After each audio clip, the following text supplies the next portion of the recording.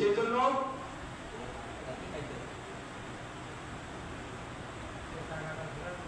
এই টাকাটা রাখেন,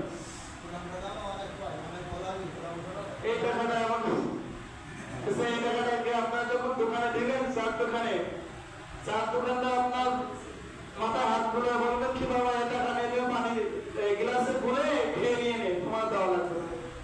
আচ্ছা এই টাকা কি দেয় মসজিদে কেউ বলে?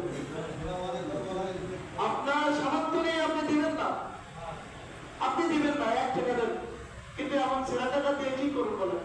আপনি গুনাহগার হবেন।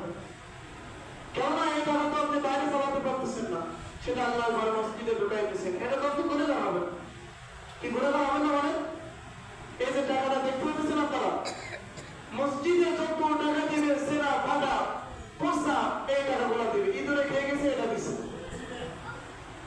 বলেন আমরা কোন জামানায় আছি?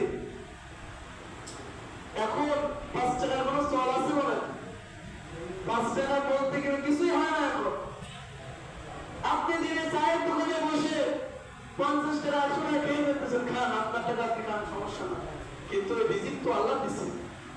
আপনি 50 টাকা না খেয়ে 40 টাকা খান, অথবা 50 টাকা খেয়ে আপনি 10 টাকা বাড়তি রেখে দেন, যে